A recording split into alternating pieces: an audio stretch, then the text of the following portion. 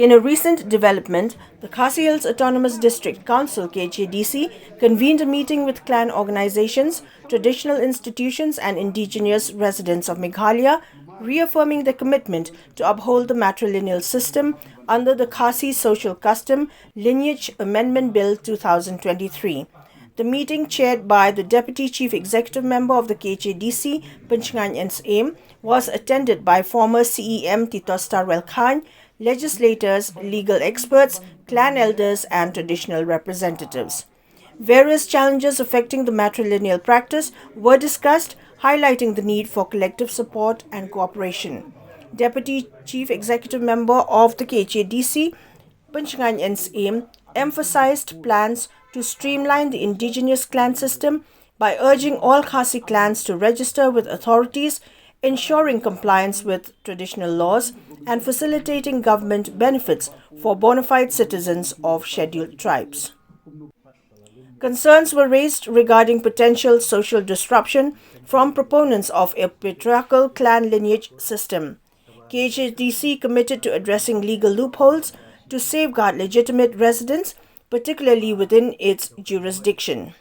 Legal experts that include Bivan L. Ngapkanta and Erwin K. M. Sutnga provided insights into the 6th Schedule and other protective provisions for indigenous communities.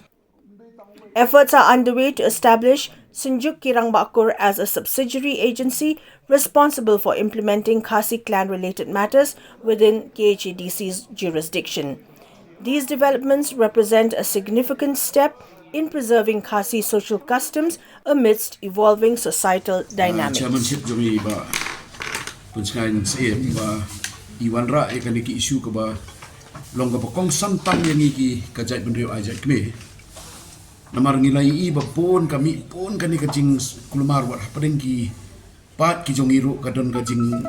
kulumar ke kom perkhat kadon ru kajing patai lese ngahap hiban ong ba kadon kajing patai ke babaklah kani ka senjam kepala sim ka Khasi Hills Autonomous District Council ni kersan purai kersan ni ka bakale ka Khasi Hills Autonomous District Council pada ka joko porru ka kani ka Lineage Act kadon ka jing kersan ka pupura kamtam ya kani ka jing temu ka konsan bah menta ka ban ka council kale bakal apas pan ai ya kata ka bor jong kiram bakur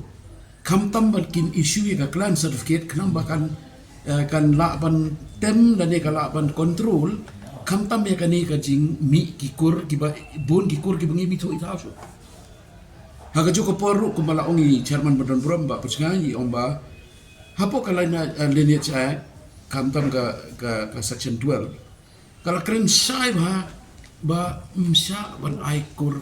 da kawai pada kakur kamtam buat parakasi mangiru kala long sai bat ka subsection 7 kalau I bor ho registration authority balada don kinu hubungan pan Khasi tribe certificate kakur jong ka mai khama namar ka ajai ka kamdan nong rim hangi jing sa ka ajai mai kha namar kisim tu ba ajai ya ka jat ka jong uru usim na ka kami jong unang tau sa ai no kiku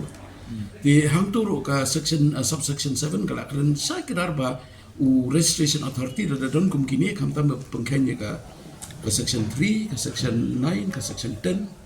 jom kali ni cak keba ai kur ai jat no chawai unum pedang ni kani kalau saya kedar han pok kali ni cak te sesi sen na kwa ban ai ka jing kulai kamtam ba titos bat kiwi ki MTC ki la yadan kan ni bat iba biban ki sekretari jom ka